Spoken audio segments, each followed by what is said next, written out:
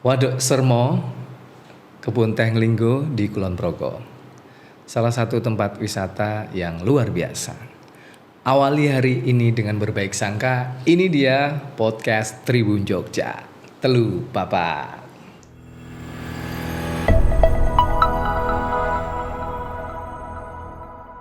Halo Tribuners, jumpa lagi bareng saya Yuda Kristawan dalam program DPRD untuk semua Kulon Progo sejahtera. Sudah bersama saya di studionya teman-teman di DPRD Kulon Progo ini ya, ada Bapak Ponimin ya, sarjana ekonomi magister ya ini ya, magister manajemen dari fraksi PAN. Halo Pak. Apa kabar Pak? Halo, Assalamualaikum warahmatullahi wabarakatuh. Waalaikumsalam warahmatullahi wabarakatuh. Sehat ya Pak? Alhamdulillah sehat. Oke. Selalu dihindari dari COVID-19. Oke. Semangat ya Pak? Harus semangat. Oke. Pak Ponimin, nah, Ya. selain dari fraksi PAN, panjenengan ini berarti sebagai kepala sukunya ya Pak ya?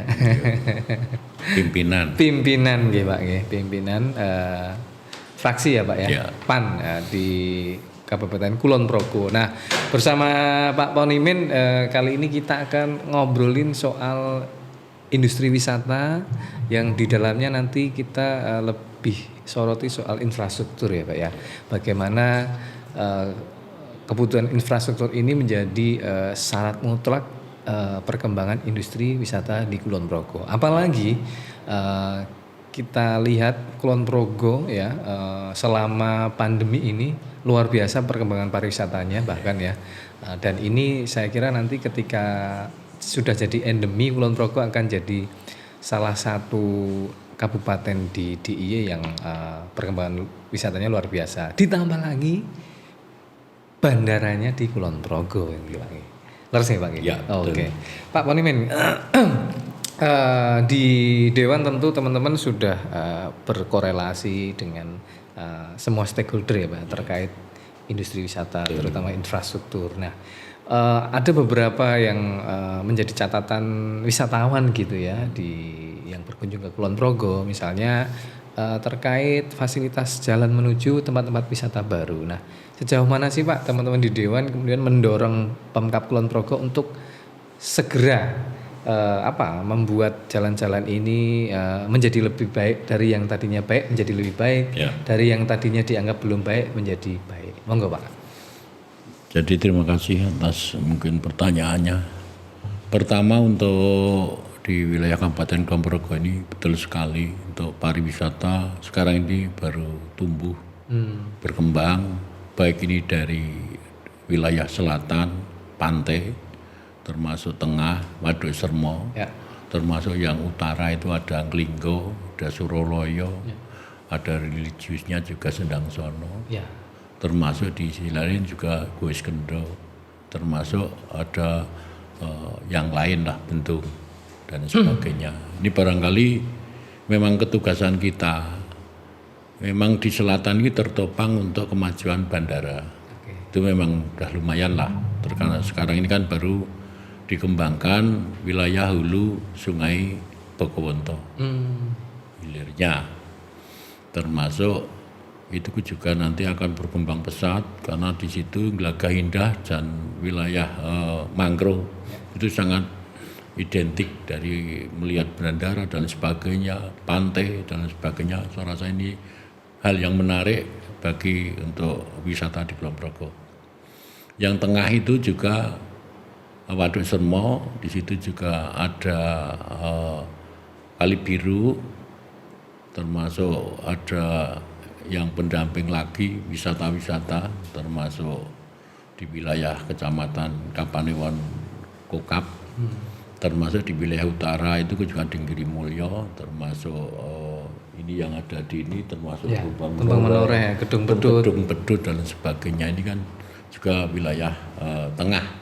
Wilayah utaranya itu kan juga ada kebun teh, termasuk Widosari, termasuk di wilayah perbatasan, termasuk di Kulon Progo ini kan KSPN Borobudur, perbatasan di Kulon Progo ini. Dari sekian banyak itu memang masih memerlukan pemikiran-pemikiran dorongan dari pemerintah. Pemerintah ini bukan semata-mata dari Kabupaten Kulon Progo, tapi untuk infrastrukturnya itu sebetulnya kan ada yang bagian dari program pemerintah Provinsi DIY. Oke. Termasuk jalan yang bagian dari pemerintah provinsi ini kan bagian dari provinsi kita sudah Pemenangnya Pak ya. Ya, dari perencanaan daerahnya Bapeda ini sudah kita dorong supaya ada koordinasi untuk perencanaan makro kewilayahan atau kewenangannya. Yang untuk wilayah Kabupaten Kulon Progo ini memang banyak yang mungkin masih perlu pemikiran, perencanaan, tapi yang sekarang ini sudah kita lakukan ada padat karya untuk pariwisata, jalan menuju pariwisata, termasuk untuk bedah menoreh ini kita rencanakan selalu tiap tahun kita support dana dari baik DAU maupun DAK. Termasuk pembebasan tanahnya sudah dan sebagainya. Ini karena apa? Ini penting sekali karena untuk membedah kawasan menoreh itu termasuk menggarap pariwisatanya, Gunung Gajah dan sebagainya. Itu kalau tidak dibedah sampai nanti Borobudur, kalau dulunya kan direncanakan untuk Lok 13 supaya turunnya ke Borobudur, ini luar biasa sebetulnya. Tapi karena ini perencanaan itu kan tidak mudah. Sisi lain perencanaan harus matang, pendanaannya harus dikeroyok. Kalau kita mengandalkan dari APBD kita, saya rasa kita masih kesulitan. Yang terpenting kita ini ada kemauan goodwill ke sana. Di sisi lain juga kementerian, termasuk Danais itu juga kita harapkan memang setiap tahunnya memberi kucuran untuk BKK-nya, untuk mengembangkan wisata yang ada, baik jalan menuju pariwisata maupun pengembangan pintu-pintu gerbang yang ada di wisata-wisata tersebut. Karena kalau kita hitung luar biasa di Kulon Progo ini, bagian dari wisata itu lebih dari 50 tempat. Kalau kita hitung-hitung. Ya, dihitung ya Pak ya. Itu baru yang kelihatan Pak ya. Yang kelihatan. Belum yang sekarang potensi yang timbul dari Pok Darwis masing-masing kalurahan. Itu kan sudah sekarang luar biasa perkembangannya dikelola oleh pemerintah kalurahan termasuk bersama-sama sama BUMDesnya itu luar biasa. Pak, ya kalau pengalaman kami di Tribun Jogja kan beberapa kali kami juga melakukan liputan wisata, programnya wisata gokil itu ke misalnya kayak kemarin Kembang Soka dan sekitarnya situ Pak ya. Terus ke tempat-tempat ya. Nah, itu kan memang jalannya itu sudah enak gitu ya. Kalau kita dari arah Jogja ya. Nah, ada beberapa infrastruktur yang memang menjadi kemudian perhatian khusus ketika ini kan diserahkan ke masing-masing Pok Darwis ya Pak. Nah, sejauh mana sih Pak peran teman-teman dewan gitu kan ketika turun gitu komunikasi ke Pok Darwis masing-masing tentang infrastruktur yang dikelola secara mandiri. Bagaimana mereka ada kesulitan apa Pak selama ini? Terus sebetulnya kalau dari Pok Darwis itu sendiri atas dasar itu kan kemandirian sebetulnya. Tapi karena untuk dikelola Pok Darwis itu kita sudah menyampaikan beberapa masukan supaya pemerintah daerah harus turun. Turunnya itu kan memberi ruang dalam membantu perencanaan. Karena di sisi lain kan untuk wilayah Kulon Progo ini kan banyak yang latar belakangnya kemiringan tinggi. Berarti kan secara topografi ya Pak ya. Ya, berarti kan sulit. Sulit untuk risiko bahaya wisata itu sendiri atau pengelola. Tapi kalau kita mungkin dari perencanaan daerah, Bapeda melalui Dinas Pariwisata, tolong ini juga diprogramkan untuk paling tidak setiap tahunnya itu memberi kontribusi untuk wisata-wisata yang dikelola oleh Pok Darwis. Karena itu membawa ke nasib dalam arti wisata itu sendiri, karena jangan sampai nanti pengembangan itu asal-asalan membangun misalnya kios dan sebagainya, termasuk pelengkapan wisata itu sendiri tidak mengacu pada artinya perencanaan yang sehat, bahkan menjadikan risiko-risiko nanti terjadi hal yang tidak diinginkan. Ini memang kita dorong arah ke sana. Karena apa? Selain perencanaan itu penting. Selain kalau itu nanti kementerian nasional itu betul-betul bisa ada program, otomatis bisa disebut diberi bantuan, baik melalui padat karya daerah maupun dari Kementerian Pariwisata. Kalau pengalaman Pak Ponimen sendiri Pak, Ya. Ketika terjun di destinasi wisata gitu kan sebagai anggota dewan dan sebagai masyarakat umum ya Pak ya, tentu kan punya catatan-catatan tersendiri nih Pak Ponimen ketika melihat destinasi wisata ini seperti apa sih infrastrukturnya, kemudian poin apa sih yang harus urgent segera dipenuhi Pak? Kalau untuk kawasan wisata kita baik ini yang kemarin dikelola oleh pemerintah maupun dari pemerintah kelurahan, itu sebenarnya kita melihatnya itu ya tadi ada yang sudah lumayan bagus, tapi otomatis untuk jalan yang menuju Sermo katakan itu sudah lumayan bagus karena ditopang infrastrukturnya kan punya provinsi. Termasuk kalau yang ke Kali Biru itu agak kurang baik. Sisi lain untuk masalah jembatannya, itu kan jembatannya kanan kirinya itu kan jalannya sudah bagus tapi jembatannya itu sudah tahun 70-an sampai sekarang belum terbangun. Nah, ini kita dorong kemarin untuk supaya diagendakan, direncanakan, bahkan di idenya sudah tapi harus direview karena standarisasi harga sekarang. Yang lain saya rasa untuk wilayah utara itu betul-betul jalannya memang masih memprihatinkan.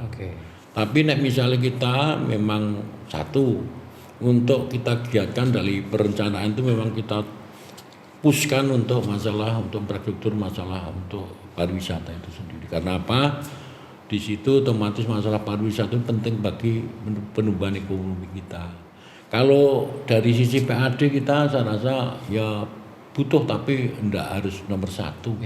Yang terpenting kan wisata itu sendiri bisa menggerakkan sektor ekonomi, kuliner di sekitar bandara, di wisata itu sendiri, bahkan yang lainnya itu nanti efek. Kalau itu memang berkembang baik, otomatis mengurangi kemiskinan yang ada di Kabupaten Kulon Progo ini. Jadi untuk jalan itu perlu dorongan betul. Tapi kalau sekarang ini memang harus ada kultur yang memang berat sekali. Kemarin kita sama Organda pernah bincang-bincang. Harusnya memang yang berat sekali memang kita ini pakai alat transportasi yang memadai, pakai jeep. Tapi standarisasi harga harus jangan memukul, supaya merasa nyaman, senang. Harus jelas di awal Pak ya. Ya, termasuk jangan aji mumpung. Ini yang kita harapkan betul-betul itu. Oke, Pak Ponimen tahan dulu, nanti kita ngobrol lagi setelah yang berikut ini. Teman-teman Tribuners jangan kemana-mana, tetap di program DPRD untuk semua Kulon Progo sejahtera.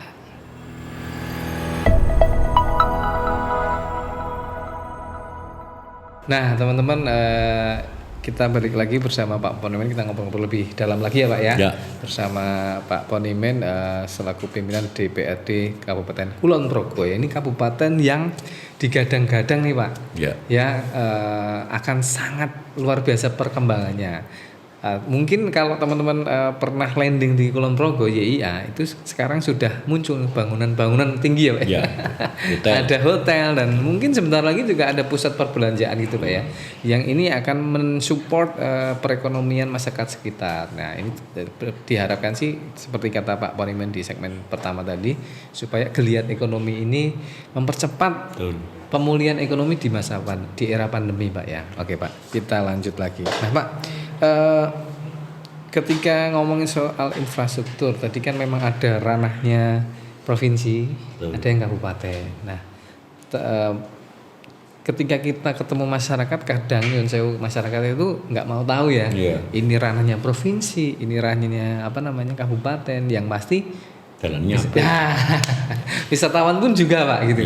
Nah tadi pripun ini Pak, koordinasinya selama ini apakah ada kendala biar masyarakat juga lebih paham? Monggo Pak. Jadi untuk koordinasi ini sebetulnya dari lembaga DPRD juga kita sering ke Balai Besar, Bahkan balai besar juga balai besar kita undang untuk masalah drainase atau mungkin dari sungai Serangnya, ada sungai Bogowonto, Serang, Progo, itu kan bagian dari balai besar Serayu Pak.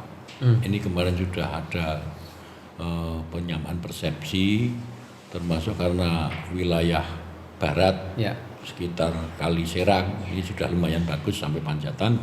Nah, kemarin yang wilayah Klendah sekitar kita UMKM kita termasuk Gebrek Rentengnya itu juga rencana ada kita usulkan normalisasi dalam arti dari Kali Papah dan sebagainya ini supaya nanti di sisi lain membangun wilayah itu betul-betul jangan sampai kumuh, termasuk petani-petani kita tidak ada yang dirugikan bila mana ada air meluap. Ini barangkali sudah ada koordinasi. Yang kedua, karena untuk infrastruktur khususnya jalan raya punya provinsi bahkan nasional, di Kulon Progo itu kan JJLS itu masih punya provinsi seri pusat sebetulnya itu. Termasuk jalan nasional yang ada di Karangnongko ke sana sampai perbatasan. Ini sudah koordinasi supaya jalan-jalan yang mungkin menuju bandara khususnya ini jangan sampai bolong-bolong karena itu akan merugikan pengguna jalan. Otomatis yang khususnya roda 2 itu kasihan. Betul. Ada banyak kecelakaan di Kulon Progo itu kita tidak harapkan lah itu. Jadi kalau koordinasi kerjasama kita selalu karena baik kita itu DAK saja mungkin dari mengejar ketertinggalan infrastruktur itu kita selalu usulkan, kadang-kadang kita mintanya itu ada 6 paket, 7 paket, 8 paket melalui versi dari Dinas PUPera, Kulon Progo melalui Bapeda ini sudah sering, tapi hasilnya kan tahun 2002 ini hanya 2 paket. Ini kan juga yang bisa terwujud 2 paket Pak ya. Termasuk di sisi lain harus meningkatkan infrastruktur yang nyaman, agak tahan lama. Menurut wilayah Kabupaten Kulon Progo yang sifatnya tanahnya memang agak labil. Nah, ini saya rasa ada beton cor melalui tulangan ini agak lumayan. Termasuk di sisi lain itu memang kosnya tinggi juga. Jadi kita sadar betul. Tapi kalau kita tidak perbaiki, saya rasa kita boros sekali. Setiap jalan hot meat itu hanya kira-kira 5 tahun tidak nyampe sudah bolong-bolong. Ini saya rasa kita agak meningkatkan walaupun volumenya tidak panjang tapi daerah-daerah tertentu memang harus pakai konstruksi yang beton. Memang awet Pak ya. Betul. Karena mengingat tanahnya yang labil tadi. Tanah labil kan sudah ada ceknya di Dinas Pekerjaan Umum. Jadi support lah supaya daerah-daerah yang labil itu betul-betul alih potensi atau konstruksinya. Kita belajar dari mungkin wilayah Jawa Tengah itu banyak Demak, termasuk wilayah Sragen itu konstruksinya juga lumayan bagus. Di sana tanahnya malah jauh lebih labil ya Pak ya, daerah Demak Genuk itu ya Pak. Ya betul, itu kan sering banjir di wilayah sana. Rob itu soalnya. Ya itu kan beberapa hal yang sudah kita tempuh melalui kita dorong eksekutif karena lembaga legislatif ini kan hanya mengeluarkan kebijakan dorongan secara teknis itu kan punya dinas PUPera termasuk dinas pariwisata mungkin dinas dari Bapeda itu kan saya rasa itu saling mengisi sebetulnya seperti itu. Oke. Nah Pak kalau masyarakat sekali lagi ya kita melihat dari sudut pandang masyarakat Pak ya. Memang ketika satu objek wisata itu kemudian viral, terus kemudian banyak wisata yang berkunjung kayak masa pandemi yang setahun terakhir ini ya, yang ketika sudah 2 tahun terakhir, yang setahun terakhir ini kan sudah landai dan tempat wisata dibuka dan luar biasa sampai terjadi antrian yang cukup panjang. Nah, lagi-lagi ini masyarakat akan menuntut infrastruktur bukan hanya jalan, tapi di tempat wisata juga, Pak. Ada beberapa misalnya kayak di Tumpeng Menoreh dikelola sama mandiri ya Pak ya, ada stakeholder yang berperan di situ, kemudian mereka mandiri membuat infrastruktur sendiri.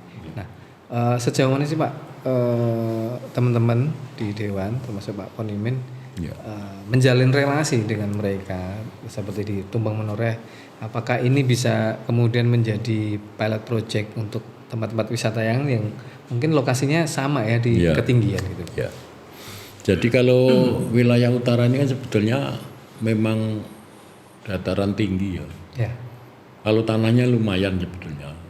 Tapi nek untuk infrastrukturnya itu kan kita beralih dalam arti dulu kan pakai aspal, penetrasi. Sekarang ini kan lebarnya juga harus kalau membangun harus disesuaikan. Termasuk konstruksinya yang betul-betul nanti bisa beralih ke betonisasi yang mungkin di situ memang dirasa kalau hujan lebat terus menerus 1 minggu tidak akan ngelumut lah. Nah ngelumut itu kan juga risiko. Licin. Nah baiknya itu memang sebetulnya konstruksinya beton langsung ditambah atasnya lapisnya kan hotmix dalam arti sensit. Ini lumayan bagus lah. Mungkin di kendaraan di ban dan sebagainya. Tapi kan untuk khususnya infrastruktur pariwisata yang dikelola oleh Podarwis, sebetulnya kita ini kan sudah ada terobosan. Karena kemampuan kita ya terbatas, otomatis itu kan nanti melalui padat karya. Padat karya khusus pariwisata itu ada di Kulon Progo. Ini tapi juga terbatas, tapi karena ini sudah menjaring keseluruhan dalam arti nek misalnya di wilayah jalan menuju pariwisata yang mungkin di Kelurahan Podarwis itu kesulitan, ini bisa diusulkan melalui padat karya khusus pariwisata. Oke, artinya yang kemudian dana itu dari pemerintah. Betul. Tapi SDM-nya dari masyarakat sekitar. Betul. Gitu ya? Pengelola itu kan misalnya dari patungan mereka. Nah misalnya ada stimulus untuk jalan dimintakan padat karya kan di sisi lain dia swadaya. Tapi padat karya ini kan dikandung masuk karena masa pandemi. Ini kan juga nanti untuk dikerjakan tapi dapat penghasilan. Karena yang namanya padat karya itu sendiri kan HOK-nya kan tinggi hampir 50%. Nah, ini kan paling tidak membangkitkan semangat. Wisatanya sekarang ini belum laku, paling tidak ada bantuan stimulan itu. Nah, kalau ini untuk pengembangan ya dipersilahkan. Saya rasa ini bagian dari dorongan, tapi jangan jadi masalah di wilayah pariwisata itu sendiri. Ini menarik sekali ya soal padat karya ya. Ini hubungannya dengan bagaimana kemudian bekerja sama dengan masyarakat sekitar untuk membangun tempat wisata yang ada di situ untuk kemudian menjadi lebih baik lagi terkait infrastruktur ya.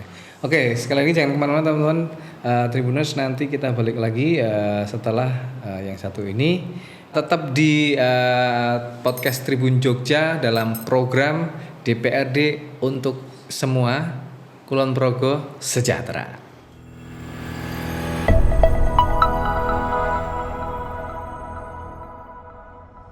Oke, kita balik lagi masih bersama Bapak Ponimin ya, pimpinan Dewan Kabupaten Kulon Progo. Tadi Pak Ponimin sudah menjelaskan panjang lebar soal bagaimana kemudian kebijakan-kebijakan itu didorong untuk segera memenuhi kebutuhan infrastruktur, terutama jalan kan. Ini jalan ini hukumnya wajib Pak ya. Wajib pemerintah. Ya. Kalau yang lain masih sunnah lah ya, maksudnya artinya pemenuhannya kemudian bisa sambil setelah berjalan. Itu sambil jalan ya. Kemudian salah satunya dengan menghidupkan proyek program padat karya Pak ya. Oke Pak, ini kalau kita ngomongin soal bandara Pak, mau nggak mau ya Pak ya. Ini karena pintu gerbang DIY ini sekarang di dunia internasional tuh di Kulon Progo persis gitu Pak ya. Kebetulan saya juga pernah landing sekali dan luar biasa memang, apalagi sekarang sudah semakin jadi Pak ya bandaranya. Dan kanan kiri ya, teman-teman kalau pernah melintas sudah ada hotel bintang, terus sebentar lagi mungkin ada pusat perbelanjaan. Nah Pak, terkait tadi ini soal estetika. Tadi Pak Poniman sempat nyebut sedikit ya. Terus kita perhatikan ke arah mana itu? Bandara, dan kalau di sini Pak yang banyak kopi-kopi resto Menora ya, daerah Menora Pak. Itu kan ketika nanti tidak dikontrol infrastruktur termasuk bangunan-bangunan ini akan membuat suasana malah tidak indah gitu Pak ya, di pandang mata, dan justru kemudian membuat pariwisata itu kurang nyaman. Ya kayak di metropolis gitu yang serampangan dan sebagainya. Nah ini sejauh mana Pak Dewan kemudian membatasi ini loh, kamu harus begini-begini. Mengingat di Jogja kan sekarang ketika itu misalnya hotel ada kebijakan membangun hotel harus punya motif ciri khas Jogja. Betul. Nah, monggo Pak. Ya. Terima kasih. Jadi untuk masalah Bandara Kulon Progo itu kan secara makronya kan selesai sudah. Ya. Jadi kan itu kan bandara satu-satunya mungkin internasional yang mungkin di Jawa lah, mungkin agak lumayan mendukung sebetulnya. Tapi untuk penyangga itu kan yang namanya pihak ketiga ya, otomatis kalau manajemennya kemarin kita tanya-tanya memang paling tidak 2022 ini sudah operasional hotelnya. Jadi harapan kami memang itu juga satu-satunya ya, nah ini jelas kewajiban baik nanti PBB-nya termasuk nanti dari sisi pajaknya retribusi itu kan jelas masuk. Nah, kalau kita melihat dari perkembangan termasuk khusus nantinya kalau jadi ini kan juga kita ada namanya untuk embarkasi calon haji walaupun sekarang haji baru gentuk ada akan berangkat akan tidak itu masih nunggu kebijakan dari kementerian. Nah, untuk yang lain-lain ini kan saya rasa kita sudah kemarin jeda 1 tahun untuk IMB-nya. Karena untuk penataan yang tadi mungkin ciri khas Kulon Progonya itu sebetulnya kita harapkan dari sisi kepuro adanya pintu masuk antar desa, antar wilayah itu kan sudah kelihatan ciri khas Yogyakarta istimewa Kulon Progo ini. Kira-kira kita harapkan seperti itu. Itu kan perlu kan perencanaan daerah lah kira-kira seperti itu. Jadi kalau kita melihat dari itu kan termasuk BPG-nya sekarang untuk pembangunan ini pengganti IMB. Ini kan juga ada daerah-daerah termasuk penyangga pertanian. Otomatis semua itu nanti tidak harus jadi bangunan gedung. Tapi daerah-daerah tertentu yang nantinya untuk kawasan ekonomi baik kawasan ekonomi masyarakat termasuk sentral daripada mengimbangi adanya embarkasi haji ini. Saya rasa ini memang penting. Kita harapkan itu memang dari Kedu Selatan Jawa Tengah itu bisa masuk ke kita sebetulnya. Tidak usah ke Solo dan sebagainya. Lebih dekat lah ya. Ini kan mungkin dari efek ekonomi insya Allah nanti seperti berjalan lah kira-kira seperti itu. Tapi untuk kawasan-kawasan tertentu itu memang masih nunggu kebijakan. Dalam arti kita ini kan masih nunggu RT RW-nya dari provinsi. Untuk implementasi RT RW ini kabupaten otomatis nanti juga masih kita menyesuaikan lah kira-kira seperti itu. Jadi kalau kita harapan berlakunya ini bukan hanya tadi untuk embarkasi tapi juga ditopang untuk menggerakkan sektor pariwisata kita. Karena apa, hotel sudah tercukupi, mungkin dari hotel bintang 4, 5, mungkin bintang 3 itu kan menyesuaikan lah. Tamu-tamu kita kan bukan hanya elit-elit tapi yang penting kita ada kemauan datang ke Kulon Progo. Mungkin kita di Kulon Progo ini wisata ini kan nantinya paling tidak bisa singgah. Wong wisata itu kan kadang-kadang paling ora kerjanya wisatanya kan 2 hari. Jadi paling tidak 2 tempat. Salah 1 hari di mana, 1 hari di sebelah utara, di selatan pantai dan lain sebagainya. Kalau memungkinkan kita juga kerjasama sama pemerintah Jawa Tengah.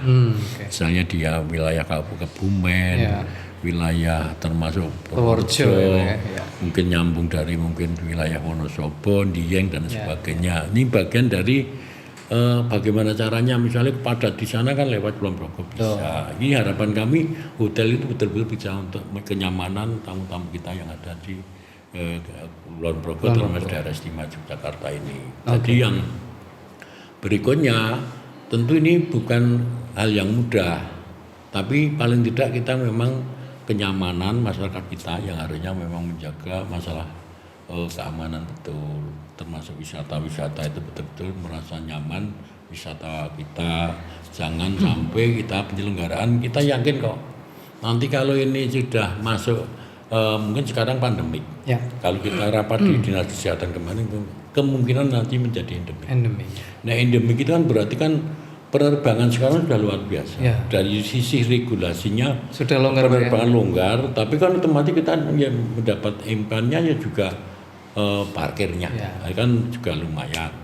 Jadi kalau kita melihat dari perkembangan sekarang ini sudah agak menggembirakan. Jadi kita harapkan pelaku wisata yang ada di Kulon Progo ini betul-betul bisa melihat potensi ke depan ini. mungkin dari media, mungkin dari pemerintah kita yang ada, kita dorong lah mempersiapkan. Ini kan juga mau hari libur termasuk Idul Fitri. Ya. Biasalah kuliner tertentu, misalnya di Kopi Klothok, di sepanjang Kenteng sampai Jatimulyo itu kan yakinnya nanti itu akan setiap bulan Ramadan buka bersama pasti padat. Padat ya, Pak. Ini kan betul-betul kita paling tidak bisa melihat ke depannya lah. Nah, ini saya rasa itu yang mungkin harus kita kedepankan, termasuk ini harus pelaku-pelaku bisnis kuliner harusnya memahami. Saya rasa untuk yang namanya bulan Ramadan itu semua kuliner pasti laku, pasti laris. No, yaitu tadi kita karena suasana pandemik, jangan istilahnya ya tarif itu yang wajar, Pak. Wajar. Ya. Syukur-syukur tertulis di situ, jangan bingung ya. Jangan sampai nanti orang kok merasa makan di situ, setelah itu kok rasa-rasa kok mahal. Nah, ini kan yang dirasakan sambil pulang itu kan mungkin ngapok lah kira-kira. Kira-kira seperti itu, Mas. Ada pengalaman pribadi kayaknya, Pak. Ya, pengalaman pribadi ya. Tapi kan biasa kalau kita ini pumpung, jangan jadi aji mumpung itu jangan. Betul. Jangan sampai juga tadi ya, Pak ya, pengelolaan infrastruktur ada kan, Pak ya, yang di satu tempat itu karena infrastruktur belum memadai. Tadi niatnya untuk dikelola supaya ini memadai, tapi ternyata miskomunikasi akhirnya jadi merasa wisatawan ini apalah gitu ya, Pak ya. Jangan sampai begitu, Pak ya. Oke, terima kasih Pak Ponimin atas informasinya yang di-share untuk teman Tribuners dan masyarakat Kulon Progo dan DIY pada umumnya. Nanti boleh Pak ya teman-teman masyarakat ini kalau ada ide atau kritik membangun disampaikan ke teman-teman dewan ya Pak ya. Saya rasa kita juga terbuka karena mata kita hanya dua. Mungkin dari luasnya wilayah kita ya walaupun terlalu luas banget. Tapi paling tidak kita melihat itu kan tidak begitu dekat. Tapi yang proaktif juga masyarakat. Kita di lembaga DPRD ini saya rasa silahkan kalau memang itu ada mungkin dirasa berat sekali seperti apa kita mencari solusi bersama. Demi Kabupaten Kulon Progo yang mungkin akan sebentar lagi akan moncer Pak maju itu bukan hanya maju kabupatennya tapi pembangunan masyarakat yang mengisi kemajuan ya masyarakat itu sendiri. Target kita memang seperti itu. Jadi kemajuan buat apa orang lain tapi orang kita, pengusaha kita yang demi Kulon Progo bayar pajak yang taat termasuk tepat waktu. Ini bagian dari kita bersama membangun bangsa kita dengan suatu tenaga dengan kemajuan bersama bisa kita nikmati lah. Saya mewakili masyarakat juga Pak, kalau sudah bayar pajak tertib juga infrastruktur segera dibangun Pak ya gitu. Siap. Karena pasti begitu Pak ya. Oh iya otomatis. Lu saya tuh udah bayar pajak tertib ya gitu kan pasti gitu. Berarti kan bisa diusulkan. Nah oke. Artinya kan didekatkan lah. Ya betul oke. Matur suwun sekali lagi Pak Ponimin. Selamat bertugas kembali. Amin. Semoga tetap semangat ya Pak ya. Semangat. Dan ide-idenya teman-teman dewan mendorong teman-teman Pemkab berkolaborasi ini juga bisa segera terwujud termasuk infrastruktur yang tadi disebut Pak Ponimin belum memadai jadi memadai, yang sudah memadai jadi lebih baik gitu. Terima kasih teman-teman Tribuners atas atensinya dan masyarakat Kulon Progo khususnya dan masyarakat Jogja pada umumnya. Kita sudah di penghujung acara. Tadi kita sudah ngobrol-ngobrol bareng Bapak Ponimin selaku salah satu pimpinan DPRD Kulon Progo. Kita jumpa lagi di edisi berikutnya di program DPRD untuk semua Kulon Progo sejahtera. Saya Yuda Kristiawan undur diri. Assalamualaikum warahmatullahi wabarakatuh. Salam sejahtera, Om Swastiastu. Matur suwun.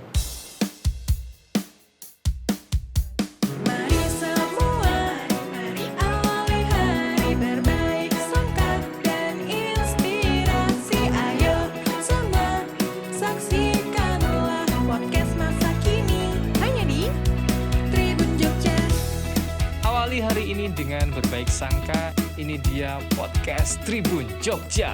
Teluh, papat.